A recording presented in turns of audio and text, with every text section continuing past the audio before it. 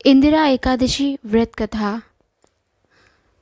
एक बार धर्मराज युधिष्ठिर ने भगवान श्री कृष्ण से कहा कि हे भगवान, आप कृपा करके मुझे अश्विन माह के कृष्ण पक्ष की एकादशी के बारे में बताइए। इस एकादशी का क्या नाम है तथा इसके व्रत का क्या विधान है? इसका व्रत करने से किस फल की प्राप्ति होती है? भगवान श्री कृष्ण कहने लगे कि अश्विन माह के कृष्ण एकादशी का नाम इंदिरा एकादशी है। यह एकादशी पापों को नष्ट करने वाली तथा पितरों को अधोगति से मुक्ति दिलाने वाली है। इस एकादशी से संबंधित जो कथा प्रचलित है उसे मैं तुम्हें सुनाता हूँ, श्रद्धापूर्वक सुनो। प्राचीन काल में सतयुग में एक महिष्मती नामक नगरी थी, जिस पर इंद्रसेन नाम का राजा राज्य करता था। वह राजा बड़ा ही दयालु व प्रतापी था, जिस कारण उसके किसी भी वस्तु की कमी नहीं थी और उसकी प्रजा भी बहुत सुखी पूर्वक जीवन व्यतीत करती थी। एक दिन राजा अपने दरबार में बैठा हुआ था, तो उसी समय देवर्षि नारद जी वहां आ पहुँचे। नारद जी को देखकर राजा अपने आसन से उठे और उनका भव्य स्वागत करके प्रणाम किया और उन्हें आसन ग्रहण करने को कहा।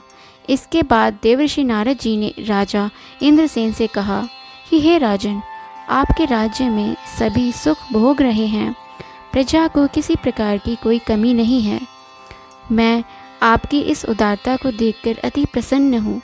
नारद जी की बात सुनकर राजा ने कहा, ये सब तो आपकी ही कृपा है जो मेरे राज्य में हर प्राणी सुख भोग रहा है। इसके बाद राजा इंद्रसेन ने महर्षि नारद जी से आने का कारण पूछा और कहा कि मैं आपकी क्या सेवा करूं, जिससे आप प्रसन्न हो जाएं।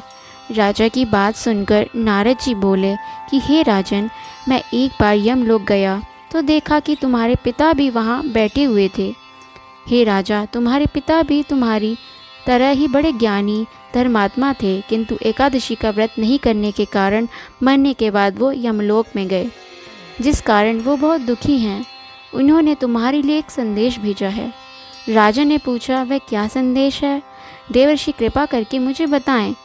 आपके पिता ने कहा कि हे देवर्षि, आप मेरे पुत्र इंद्रसेन, जो इस समय पृथ्वी पर महिष्मती नामक नगरी का राजा है, उसके पास जाना और कहना कि मैंने पूर्व जन्म में कुछ बुरे कर्म किए हैं, जिससे मुझे यह लोक मिला है।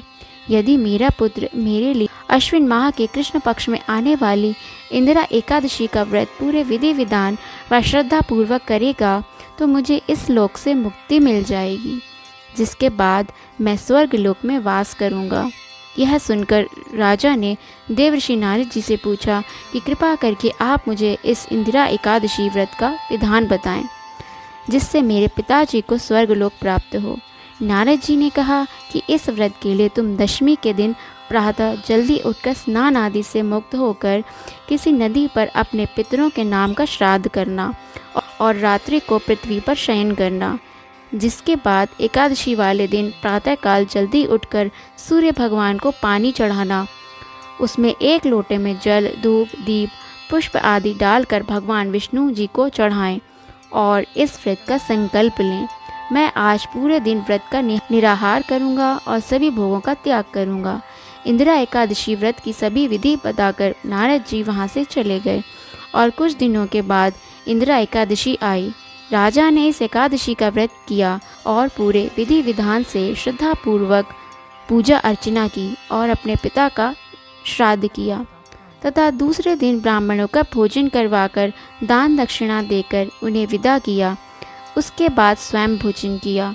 राजा इंद्रसेन के इंदिरा एकादशी व्रत के प्रभाव से उसके पिता को यमलोक से मुक्ति मिल गई और वो सदा के लिए स्वर्गलोक को चले गए। हे युधिष्ठिर, यह इंदिरा एकादशी के व्रत का महात्म्य मैंने तुमसे कहा। इसके पढ़ने और सुनने से मनुष्य सब पापों से छूट जाते हैं और सब प्रकार के भोगों को भोगकर बैकुंठ को प्राप्त होते हैं। तो बोलिए, ओम नमो भगवते वासुदेवाय।